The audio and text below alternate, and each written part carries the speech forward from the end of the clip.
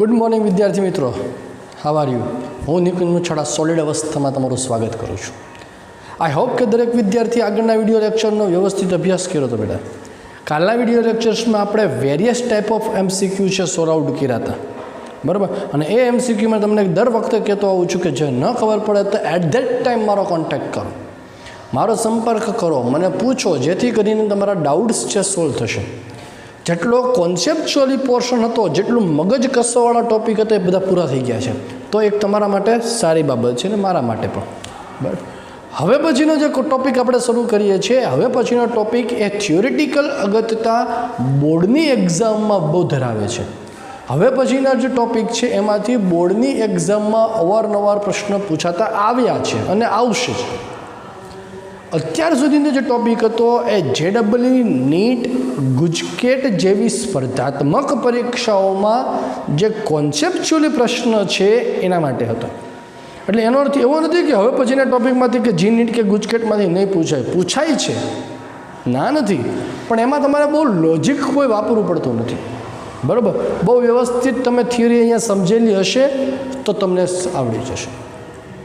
Okay, તો અત્યાર સુધી આપણે જે વાત કરી હતી એ બધી વાતમાં એકમ કોષની અંદર પરમાણુઓની ગોઠવણી કરી હતી અને એક સ્ફટિક રચના જે છે એ સ્ફટિક પ્રાપ્ત કર્યો હતો.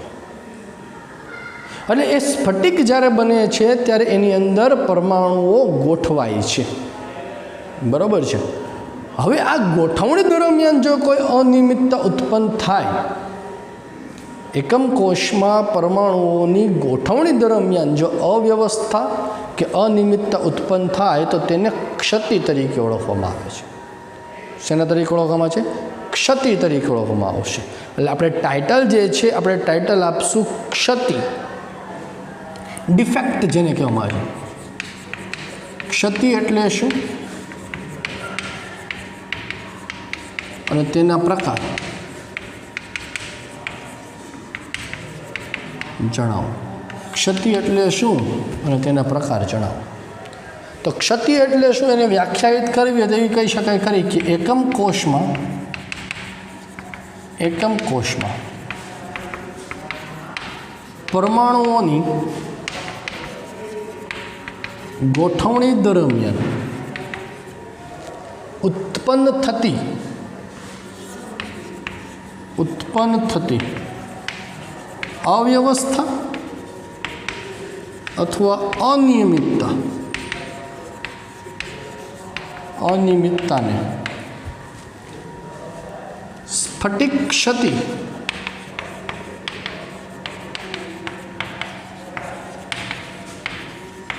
કહેવાય છે. કોને કીધી બેટા ક્ષતિ? તો કે જ્યારે તમે કોઈ એકમ કોષની અંદર પરમાણુ કે આયનોની ગોઠવણી કરો છો તો એ ગોઠવણીને તમે કોઈ પણ રીતે તૈયારી કરો, તમે કોઈકને કોઈક જગ્યાએ માઇનર જે છે એ પ્રોબ્લેમ્સ, અવ્યવસ્થા ઉત્પન્ન થયેલી હશે. આ અવ્યવસ્થા જે ઉત્પન્ન થાય એને ડિફેક્ટ એટલે કે ક્ષતિ તરીકે ઓળખવામાં આવે છે.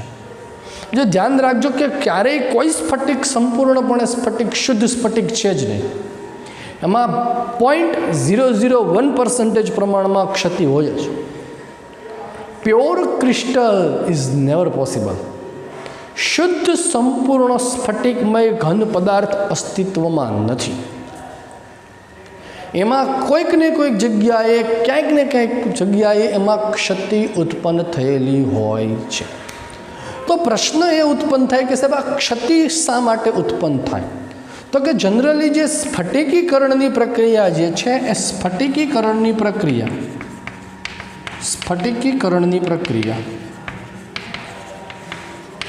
એ ખૂબ ઝડપી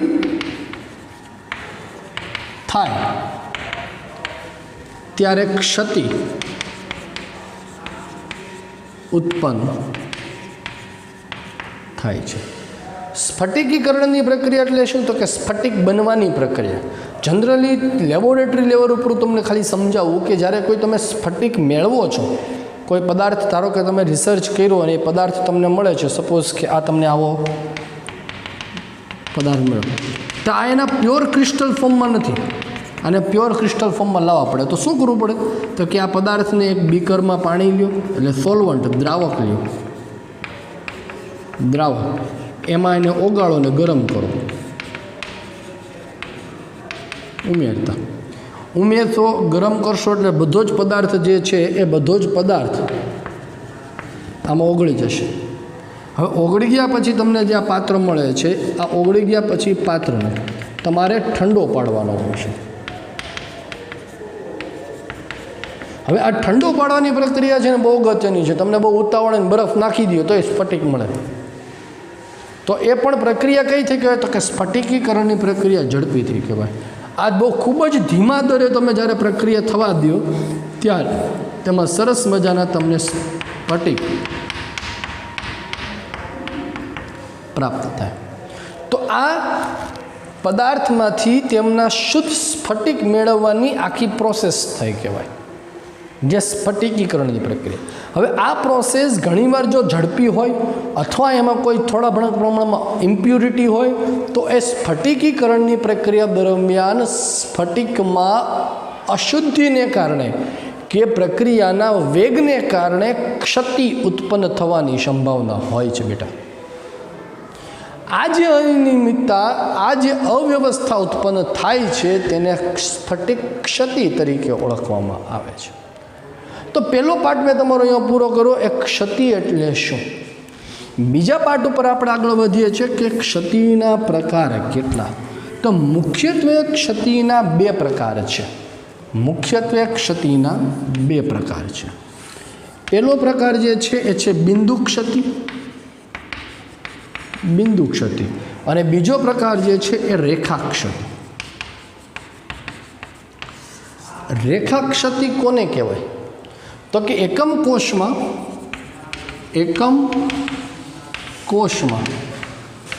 પરમાણુની સમગ્ર હરોળમાં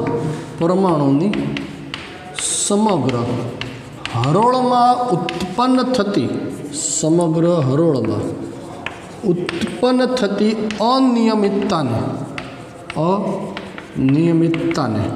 રેખા ક્ષતિ કહેવાય છે. એકમ કોષમાં જ્યારે પરમાણુ તમે ગોઠવો છો ત્યારે એ પરમાણુઓની સમગ્ર હરોળમાં જ જો આખી એક હરોળ જ ખોટી ગોઠવાઈ ગઈ હોય, એટલે કે હરોળને કારણે અનિયમિતતા ઉત્પન્ન થઈ હોય તો તેને રેખા ક્ષતિ તરીકે ઓળખવામાં આવે છે. મિત્રો, જ્યારે બિંદુ ક્ષતિ કોને કહેવાય છે? તો કે બિંદુ ક્ષતિ એકમ કોષમાં પરમાણુની ગોઠવણી દરમિયાન કોઈ પરમાણુ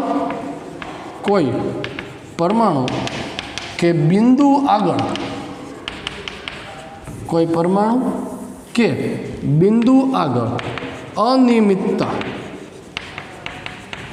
જોવા મળે તો તેને બિંદુ ક્ષતિ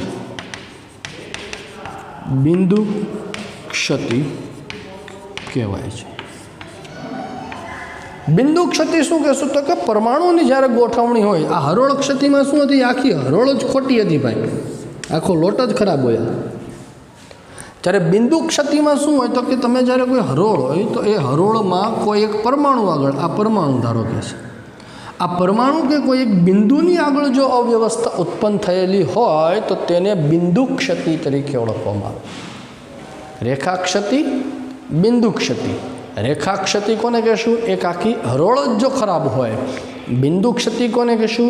હરોળમાં કોઈ એક પર્ટિક્યુલર બિંદુ આગળ અવ્યવસ્થા ઉત્પન્ન થયેલી હોય તો તેને બિંદુ ક્ષતિ તરીકે ઓળખવામાં આવે છે. આ બિંદુ ક્ષતિ જે છે એ બિંદુ ક્ષતિના પ્રકાર આપણે આ ચેપ્ટરમાં અહીંયા માત્ર ને માત્ર બિંદુ ક્ષતિ વિશે જ ડિસ્કશન કરીશું. મિત્રો, રેખા ક્ષતિ વિશે આ ચેપ્ટરમાં કોઈ ડિસ્કશન કરવાની નથી.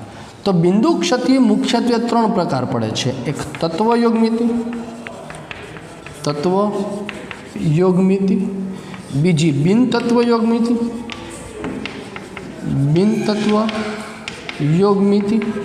અને ત્રીજી અશુદ્ધ ક્ષતિ. કેટલા પ્રકાર પડે છે મિત્રો? 3. તત્વયોગમિતિ, બિનતત્વયુગ મિતિ એન્ડ અશુદ્ધ ક્ષતિ. અશુદ્ધ ક્ષતિને અત્યાર સુધી જૂના સિલેબસમાં વિસ્થાપન ક્ષતિ પણ કહેવામાં આવતી હતી. એટલે કોઈ જગ્યાએ જો શબ્દ આવે વિસ્થાપન ક્ષતિ તો યાદ રાખવાનું. ઓકે, ચાલો.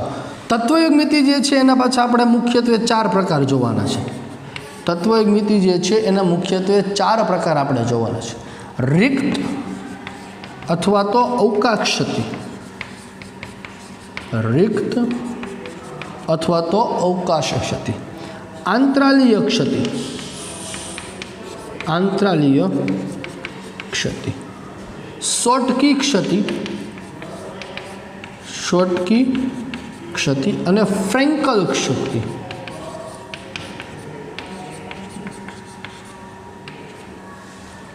કઈ 4 ક્ષતિ છે? રિક્ત અથવા તો અવકાશ, આંતરાલીય, શોર્ટકી એન્ડ ફ્રેન્કલ. જેમાં અવકાશ અને આંતરાલીય છે એ મુખ્યત્વે સહસંયોજક સંયોજનોમાં જોવા મળે. સહસંયોજક સંયોજનોમાં. જ્યારે શોર્ટકી અને ફ્રેન્કલ છે એ આયનીય સંયોજનો છે.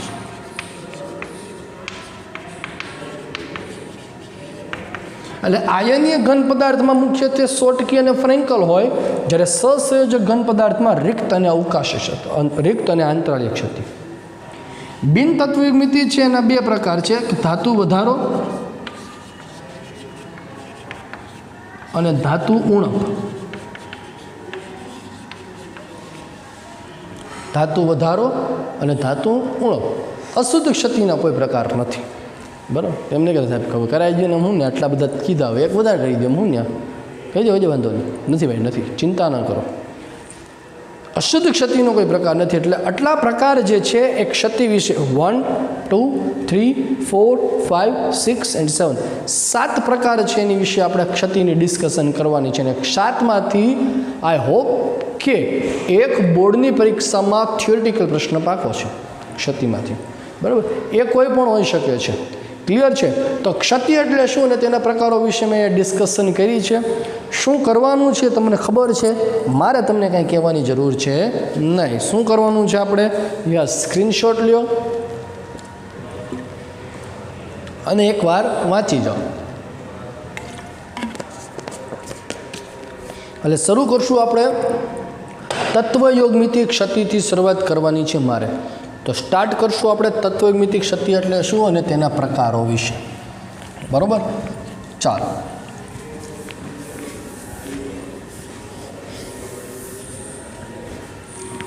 તત્વયોગ મિતિ ક્ષતિ એટલે શું અને તેના પ્રકાર. એટલે ટાઇટલ આપણે આપશું તત્વયોગ મિતિ ક્ષતિ. તત્વયોગ મિતિ ક્ષતિ. સ્ફટિકીકરણની પ્રક્રિયા દરમિયાન, સ્ફટિકીકરણની પ્રક્રિયા દરમિયાન જો સ્ફટિકના તો સ્ફટિકની તત્વયોગ મિતિમાં કોઈ ખલેલ ન પહોંચે, સ્ફટિકની તત્વયોગ મિતિમાં કોઈ ખલેલ ન પહોંચે તો તેને તત્વયોગ મિતિ ક્ષતિ કહેવાય છે.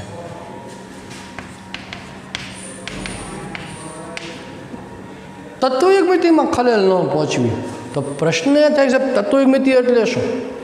તો તત્વયુગ મિતિ એટલે શું એ મેં તમને આગળ વાત કરી છે ને. હમણાં કાલે એક એક્ઝામ્પલ પણ જોયું હતું. સપોઝ કે આપણે જોયું હતું નિકલ 0.98 નિકલ 0.98 ઓક્સિજન 1.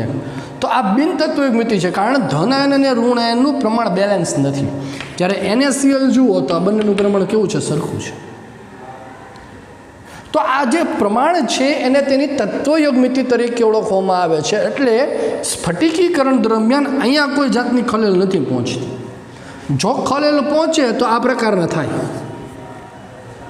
ખલેલ પહોંચતી નથી. અને જો ખલેલ પહોંચતી ન હોય તો તેને તત્વયોગ મિતિ ક્ષતિ તરીકે ઓળખવામાં આવે છે. ક્લિયર છે બેટા?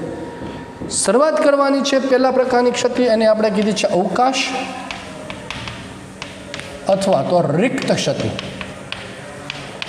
अवकाश अथवा तो रिक्त क्षति। तो एकम कोशना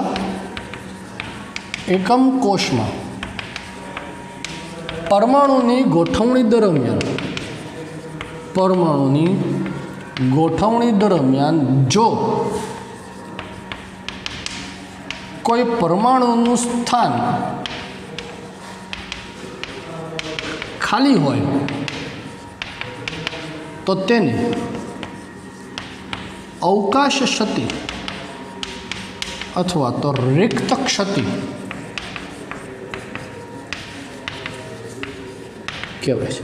जो स्फटिकीकरणनी प्रक्रिया दरमियान कोई जग्याए परमाणु गोठवाय ज नहीं, एनी जग्या ज खाली पड़ी जाए, बराबर। दाखला तरीके आ प्रकारनो आपणे एक एकम कोषनी अंदर परमाणुनी गोठवणी करीए छीए। आ एक लाइन में गोठवाड़ा, हवे अहींया परमाणु गोठवण बदले जग्या पड़ी गई, खाली थी गई।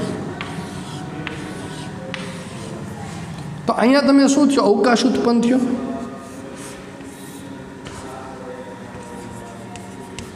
आ अवकाशने कारणे जे अनियमितता उत्पन्न थई एने कहे तेनी अवकाश क्षति। शुं कीधुं के एकम कोषमां परमाणुनी गोठवणी दरमियान जो कोई परमाणुनुं स्थान खाली पड़े, जो कोई परमाणुनुं स्थान खाली होय अथवा तो खाली पड़े तो तेने अवकाश क्षति अथवा तो रिक्त क्षति तरीके ओळखवामां आवे छे, बरोबर छे। त्यार पछी आगळ वधीए।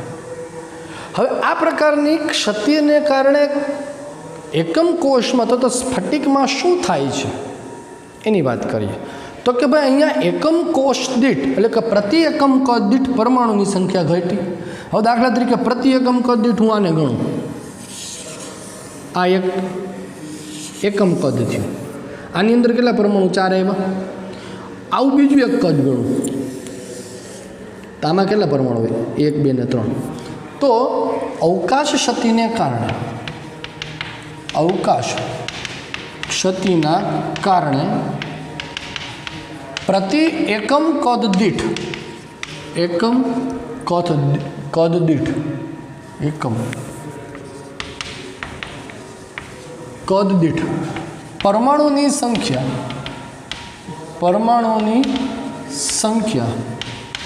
घटे छे। तेथी स्फटिकनी घनतामां, तेथी स्फटिकनी घनतामां घटाडो थाय छे। अहींया केटला परमाणु हता 4, अहींया केटला परमाणु थया 3, एटले परमाणुनो घटाडो थयो।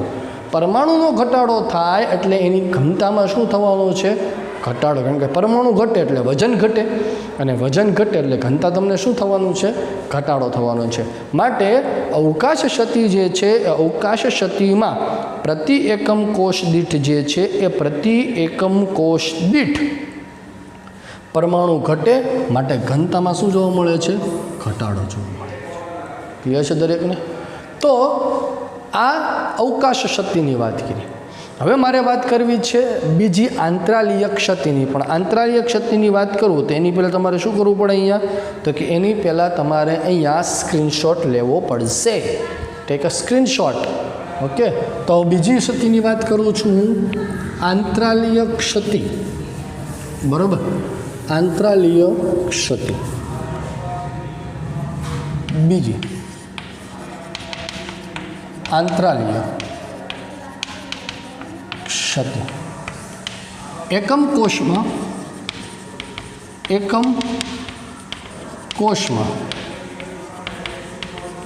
परमाणुनी गोठवणी दरमियान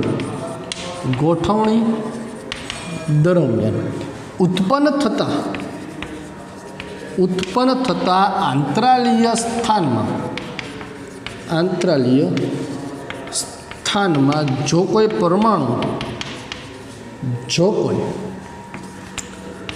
परमाणु गोठवाय तो तेने आंतरालीय क्षति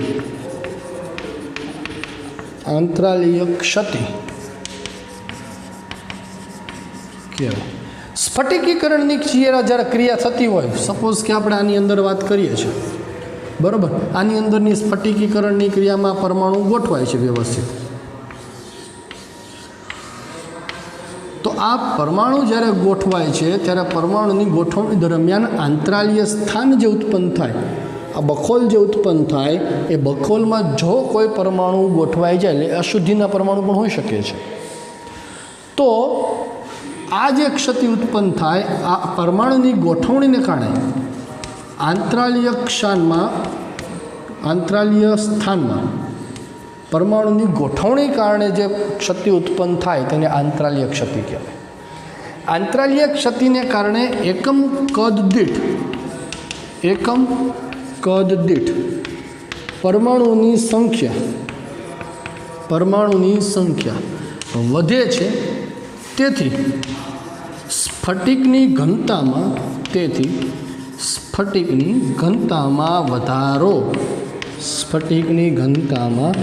વધારો થાય છે. ક્લિયર છે દરેક મિત્રોને? શું થાય છે તો કે જ્યારે અહીંયા એકમ કદ દીઠ પરમાણુની સંખ્યામાં વધારો થાય, જો આ એકમ કદ ધારો કે લ્યો તો કેટલા પરમાણુ થયા? 1 2 3 4 5. પણ અહીંયા ઇમેજિન કરો, 1 2 3 4 જ થાય. એટલે આના કરતાં અહીંયા પરમાણુ શું થયા? વધ્યા, આંતરાલીય સ્થાનમાં ઉમેરાણો. આંતરાલીય સ્થાનમાં પરમાણુ ઉમેરાણો માટે એને આંતરાલીય ક્ષતિ તરીકે ઓળખવામાં આવે છે. આ બંને પ્રકારની ક્ષતિ આપણે જે જોઈ મિત્રો, અવકાશ ક્ષતિ અને આંતરાલીય ક્ષતિ, એ સહસંયોજક ઘન માટે જોઈ. હવે જે વાત કરવાની છે શોર્ટકી અને ફ્રેન્કલ, એ આયનીય ઘન માટે વાત કરવાની છે. પણ જ્યારે આયનીય ઘનની વાત કરીએ ત્યારે આયનીય ઘનમાં વિદ્યુતીય તટસ્થતા જળવાવી જરૂરી છે.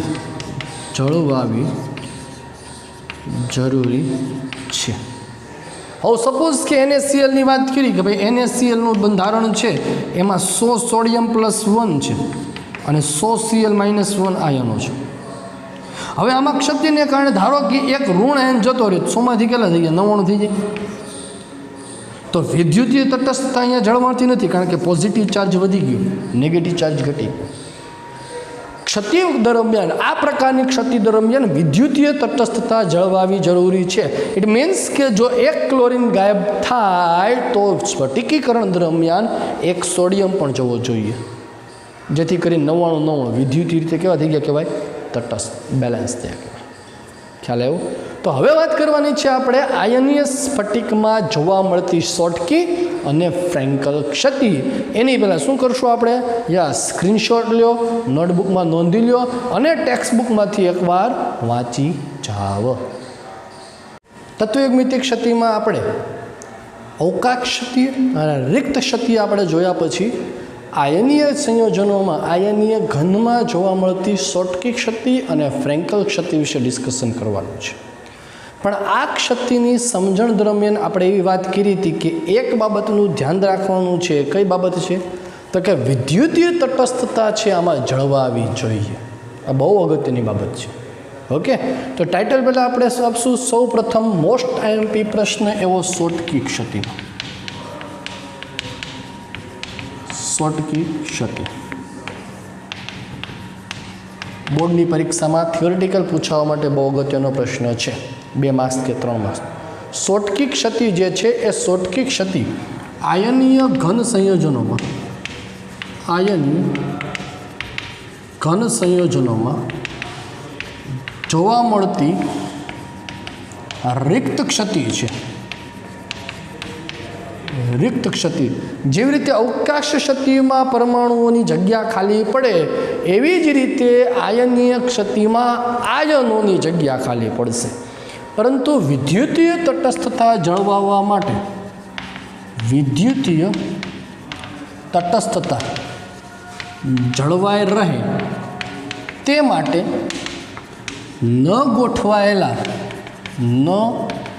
ગોઠવાયેલા ધન આયન અને ન ગોઠવાયેલા ઋણ આયન ઋણ આયનની સંખ્યા સમાન હોય છે. વિદ્યુતીય જગ્યા ખાલી પડવાની કન્ફર્મ છે, પણ અહીંયા જગ્યા છે ધન આયન અને ઋણ આયનની સમાન ખાલી પડશે, કારણ વિદ્યુતીય તટસ્થતા જળવાવી જરૂરી છે.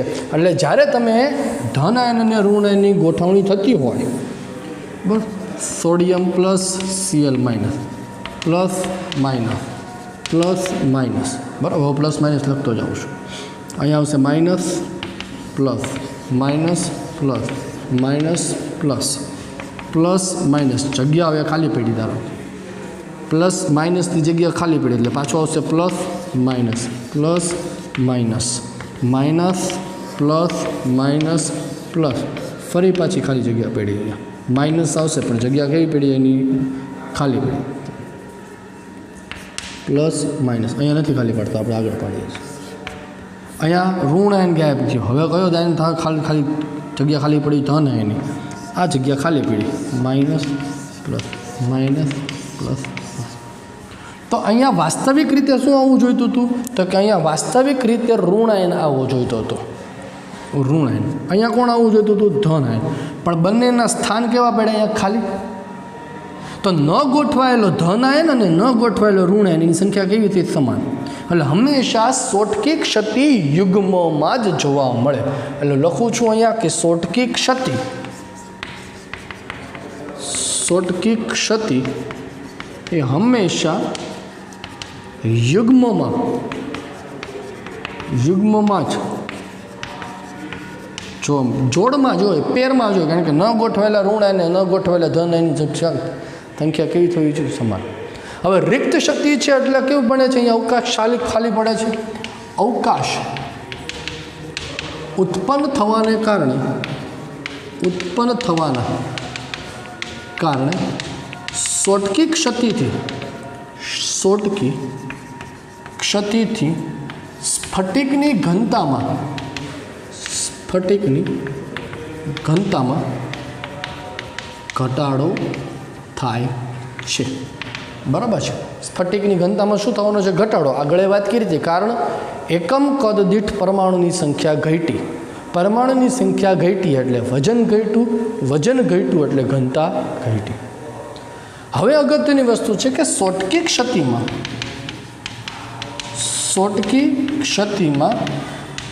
ક્ષતિની સંખ્યા એ અર્થસૂચક છે. અર્થસૂચક છે એટલે શું? એની વેલ્યુ પ્રોપર ફિક્સ છે ક્ષતિની. દાખલા તરીકે NaClના પ્રતિ એકમ કદ દીઠ, એટલે કે 1 સેન્ટીમીટર ક્યુબનો જો એકમ કોષ હોય તો તેમાં 1022 આયનો ગોઠવાય છે. સપોઝ કે આ કોઈ 1 સેન્ટીમીટર ક્યુબનો ઘન છે જેની લંબાઈ પહોળાઈ ઊંચાઈ 1 સેન્ટીમીટર ક્યુબ છે. તો આની અંદર કુલ 1022 આયનો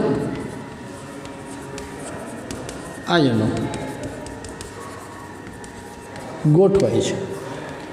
અને 1 સેન્ટીમીટર ક્યુબનો જો 1 સેન્ટીમીટર ક્યુબનો એકમ કોષ હોય, એકમ કોષમાં તો સ્ફટિકમાં 10⁶ સોટકી ક્ષતિ જોવા મળે છે. એટલે કે 10⁻22 આયનોને તમે જ્યારે ગોઠવો છો ત્યારે તેમાં 10⁶ આયન જ્યારે આવે ત્યારે સોટકી ક્ષતિ જોવા મળશે. ખ્યાલ આવે છે? આ 1 સેન્ટીમીટર ક્યુબમાં 10⁻22 આયનો ગોઠવેલા છે. પ્રયોગ એવું કહે છે કે 10⁶ આયન જ્યારે હોય ત્યારે એમાં ક્ષતિ ઉત્પન્ન થઈ છે. તો ઇમેજિન કરો, વિચારો કે અહીંયા કેટલામાં આયને તમને પહેલી ક્ષતિ જોવા મળશે. તો તમને એમ થાય સાહેબ સીધું 10⁶ જ મળે ને? નહીં. તમે જ્યારે ગોઠવણી કરો છો તો તેમાં અવ્યવસ્થા ઉત્પન્ન થઈ છે, ખબર ક્યારે પડે? તો કે ગોઠવાઈ ગયા પછી. ક્યારે મળે? ગોઠવાઈ ગયા પછી. એટલે તમારા 10⁻22 આયનો ગોઠવાઈ ગયા છે. હવે તમને ખબર પડી કે ક્ષતિ છે તો તમે શું કરશો? રિવર્સ આવવાનું ચાલુ કરશો. 10ની 22થી આવશો, 10ની 21માં ક્ષતિ નથી. 22થી આવશો તમે 20માં આયને, આટલામાં પણ ક્ષતિ નહોતી. 20થી આવશો 19, ક્ષતિ નથી. 19થી આવશો 18, ક્ષતિ નથી. 18થી આવશો 17, ક્ષતિ નથી. પણ 17થી જેવા 16માં આયને આવો એટલે પહેલી ક્ષતિ જોવા મળી, સોટકી ક્ષતિ. તો જો જે કેટલા આયનો એક ક્ષતિ ઉત્પન્ન થઈ, 1 2 3 4 5 અને અહીંયા આવ્યા એટલે 6. 10⁶ જ્યારે આયન આવે છે એટ ધેટ ટાઈમ તમને પહેલી ક્ષતિ જોવા મળે. એટલે એનો અર્થ એવો થયો કે 10⁻16 આયનો જ્યારે થાય ત્યારે પહેલી ક્ષતિ તમને જોવા મળી છે. ક્લિયર? જો આ ટોપિક, આ વસ્તુ સમજ પડવી જોઈએ. ન ખબર પડે ને તો ગોખી નાખજો, પહેલાં કહું છું. કેમ? MCQ માટે બહુ અગત્યની વસ્તુ છે કે કેટલામાં આયન એક ક્ષતિ જોવા મળે? 10⁻6માં. 1 સેન્ટીમીટર ક્યુબમાં કેટલા આયનો ગોઠવાય છે? 10⁻22 આયનો ગોઠવાય છે. ખ્યાલ આવ્યો દરેકને? 22 આયનો 1 સેન્ટીમીટર ક્યુબમાં ગોઠવાય છે. પ્રયોગ એવું કહે છે કે 10⁻6 આયનો જ્યારે ગોઠવાઈ ગયા હોય ત્યારે ક્ષતિ જોવા મળે છે. તો ક્ષતિ મેળી ખબર ક્યારે પડશે? તો કે તમે જ્યારે રિવર્સ આવશો તો જ ખબર પડવાની છે ને. એટલે 22થી તમે 10⁻6 રિવર્સ આવો એટલે 10⁻16મો આયને તમને ક્ષતિ જોવા મળી જાય. ફરી પાછા આવો એટલે 10⁻10 તમને ક્ષતિ જોવા મળી જશે. ક્લિયર છે દરેકને? તો આ સોટકી ક્ષતિની તમને વાત કરી. કેવા પ્રકારના સંયોજનો હોય, કેવા પ્રકારના આયનો હોય ત્યારે આ પ્રકારની ક્ષતિ જોવા મળે છે? તો કે સામાન્ય રીતે જ્યારે ધન આયન અને ઋણ આયનના કદ સમાન હોય, ઓલમોસ્ટ સમાન, બરાબર, સમાન હોય ત્યારે આ પ્રકારની ક્ષતિ એ ઉત્પન્ન થાય છે. દાખલા તરીકે sodium chloride, caesium chloride, silver bromide, AgBr, silver bromide વગેરેમાં આ પ્રકારની ક્ષતિ ઉત્પન્ન થાય છે. ખ્યાલ આવી ગયું દરેકને? તો આ વાત કરી મેં તમને સોટકી ક્ષતિની. ફટાફટ સ્ક્રીન પર જે દેખાય છે એનો એક સ્ક્રીનશોટ લઈ લો. એટલે now we are going to another example, that is another defect, that is Frenkel defect, Frenkel ક્ષતિ. ઓકે, ચાલો હવે હું વાત કરું છું બીજી ક્ષતિ. જો ક્ષતિ દરમિયાન મિત્રો પ્રશ્ન થાય, ટેક્સ્ટબુકમાં વાંચતી વખતે ન ખબર પડે તો બિંદાસ ગમે ત્યારે મને ફોન કરીને કે મેસેજ કરીને પૂછવાનું રાખજો. જો નહીં પૂછાય તો નહીં આવડે, નહીં પૂછો, નહીં ખબર પડે તો નહીં આવડે. એટલે પૂછજો, અગત્યનું છે. ઓકે, ચાલો સેકન્ડ ક્ષતિ ઉપર આપણે આગળ વધીએ છીએ. એ સેકન્ડ ક્ષતિ આપણી છે ફ્રેન્કલ ક્ષતિ. ફ્રેન્કલ ક્ષતિ, બરાબર. ફ્રેન્કલ ક્ષતિ ક્યારે ઉત્પન્ન થાય? તો કે જ્યારે સ્ફટિકમાં આયનોની ગોઠવણી થાય, ત્યારે નાના કદના આયનો, નાના કદમાં મોટા ભાગે ધન આયનો જોઈએ. અમુક એક્સેપ્શનલ છે, અમુક અપવાદો છે, તમને આગળ મેં તમને સમજાવ્યા છે, બરાબર. મોટા ભાગે ધન આયન એ પોતાનું સ્થાન છોડી આંતરાલીય સ્થાનમાં ગોઠવાય છે. તેને ફ્રેન્કલ ક્ષતિ કહેવાય છે. ક્યારે ઉત્પન્ન થાય છે ફ્રેન્કલ ક્ષતિ? તો કે જ્યારે એકમ કોષની અંદર આયનો ગોઠવાય છે આ દરમિયાન ધન આયન અને ઋણ આયનની ગોઠવણી દરમિયાન જે આંતરાલીય સ્થાન ઉત્પન્ન થાય, સપોઝ કે આપણે આ ગોઠવણી કરીએ છીએ, ધન આયન અને ઋણ આયનને આપણે ગોઠવીએ છીએ,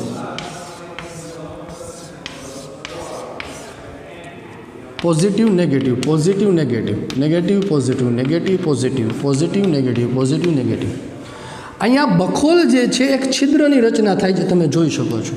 તો આ છિદ્રમાં નાના કદના જે ધન આયન છે એ પોતાનું સ્થાન છોડીને આ છિદ્રમાં ગોઠવાઈ જાય છે, પોતાનું સ્થાન છોડીને છિદ્રમાં ગોઠવાય છે. માટે જે જગ્યાએ પોતે છોડે છે અહીંયા ગોઠવાઈ જાય, જે જગ્યા છોડે છે એ જગ્યાએ અવકાશ ઉત્પન્ન થાય. સપોઝ કે કોઈ એક પોઝિટિવ ચાર્જ છે એ અહીંથી ઉત્પન્ન થાય, તો આ જગ્યાએથી છોડે છે એટલે ત્યાં અવકાશ ઉત્પન્ન થાય. આ આંતરાલીય સ્થાન છે.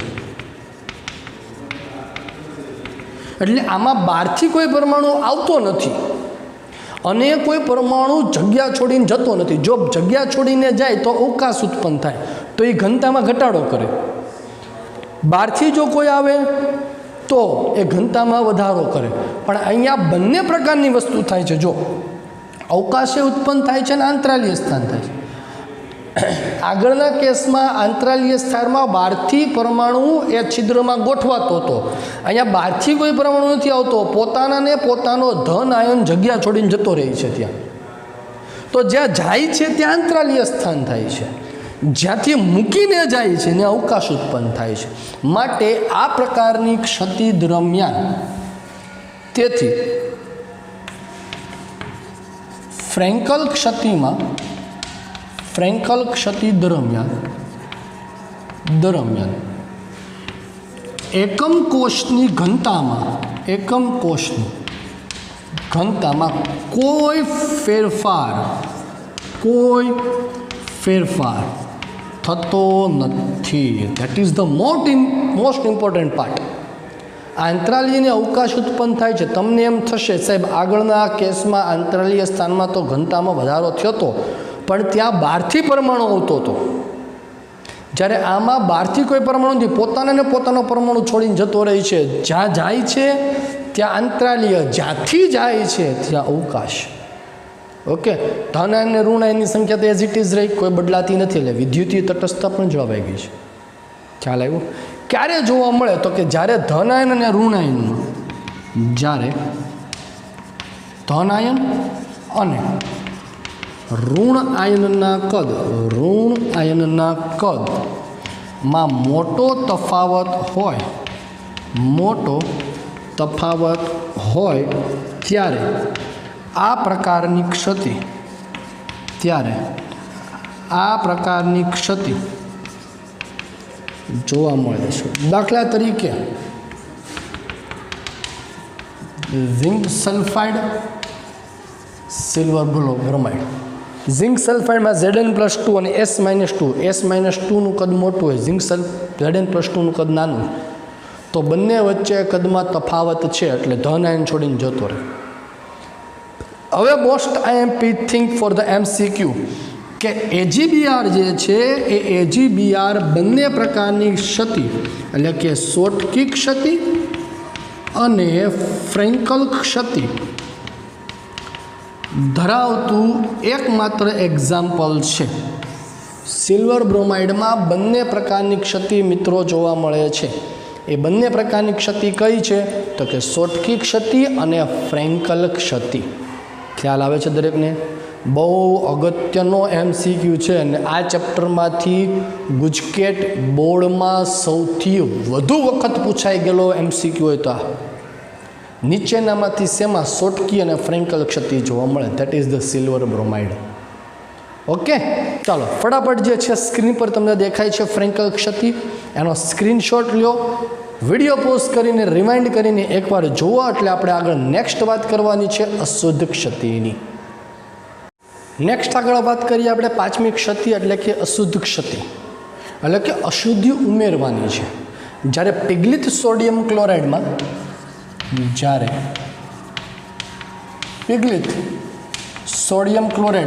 થોડા પ્રમાણમાં થોડા પ્રમાણમાં સ્ટ્રોન્શિયમ ક્લોરાઇડ SrCl2 અશુદ્ધિ તરીકે ઉમેરવામાં આવે છે ત્યારે સ્ટ્રોન્શિયમ +2 આયન એ સોડિયમ +1 આયનના સ્થાને ગોઠવાય છે, અશુદ્ધિ ઉમેરાય છે. સપોઝ કે અહીંયા આ sodium +1 Cl -1, sodium +1 Cl -1, Cl -1 sodium +1, Cl -1 sodium Na plus આ NaClનું બસ સ્ફટિક છે ને આને પિગલિત છે ને. હવે આમાં તમે ઉમેરો છો સ્ટ્રોન્શિયમ ક્લોરાઇડ SrCl2 એટલે ખરેખર ઉમેરશો શું? સ્ટ્રોન્શિયમ +2 જ, કારણ કે નેગેટિવ પાર્ટ તો બેમાં કોમન જ છે. પણ હવે અગત્યની બાબત શું છે, જુઓ કે આમાં એક સોડિયમ એક ક્લોરિન વડે ઘેરાયેલો છે, કારણ કે બંનેની સંયોજકતા સમાન છે. જ્યારે અહીંયા સ્ટ્રોન્શિયમનો એક અણુ એના માટે 2 ક્લોરિનની જરૂરિયાત છે. એટલે સ્ટ્રોન્શિયમનો એક અણુ તમે જ્યારે ઉમેરો તો એ 2 સોડિયમને વિસ્થાપિત કરે છે, 2 સોડિયમને દૂર કરી દેશે. ખ્યાલ આવ્યો દરેકને? કારણ તો કે અહીંયા NaClમાં એક સોડિયમ એક ક્લોરિન સાથે જોડાયેલો છે, જ્યારે આમાં એક સ્ટ્રોન્શિયમ 2 ક્લોરિન સાથે જોડાયેલો છે. એટલે ક્લોરિનની કેટલી જરૂરિયાત પડી? અને 2ની. ખ્યાલ આવ્યો? તો 2 સોડિયમ શું થવાના છે? અહીંયા દૂર થઈ જવાના છે. તેથી સ્ટ્રોન્શિયમ +2 એ 2 સોડિયમ +1 આયનોને દૂર કરે છે. એટલે 2 સોડિયમ +1 એ પોતાની જગ્યા છોડીને જતા રહે છે. જરા વિચારજો. હવે 2માંથી એક સ્થાન પર તો કોણ આવી જવાનું છે? સ્ટ્રોન્શિયમ આવી ગયું, અહીંયા આવી ગયું, આ ક્લોરિન આને આવી જોડે. એક સ્થાન કેવું પડ્યું? ખાલી પડ્યું,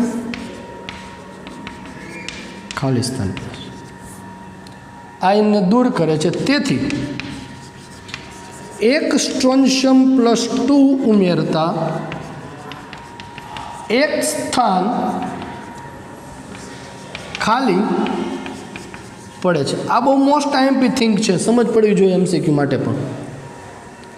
અહીંયા NaCl એ એક સોડિયમ એક ક્લોરિન વડે જોડાયેલો છે. હવે સ્ટ્રોન્શિયમ +2 ઉમેરો છો તો એક સ્ટ્રોન્શિયમને તો 2 ક્લોરિનની જરૂર છે, એને જગ્યા કેટલી ખાલી કરી દેશે? 2 સોડિયમ જતા રહે. 2 જગ્યા ખાલી પડી, એમાંથી એકમાં તો સ્ટ્રોન્શિયમ આવી ગયો જે તમે ઉમેરો છો અશુદ્ધિ તરીકે, તો એક સ્થાન કેવું પડ્યું? ખાલી પડ્યું. હવે ધારો કે આમાં હું AlCl3 એલ્યુમિનિયમ +3 ઉમેરત બેટા, એક એલ્યુમિનિયમને કેટલા ક્લોરિનની જરૂર પડે છે? 3. NaClમાંથી કેટલા જતા રહે? 3 જતા રહે. એકમાં કોણ આવત? એલ્યુમિનિયમ. તો 2 સ્થાન કેવા પડ્યા? ખાલી પડ્યા. ખબર પડી? આ પ્રકારની જે વસ્તુ છે એને અશુદ્ધ ક્ષતિ તરીકે ઓળખવામાં આવે છે.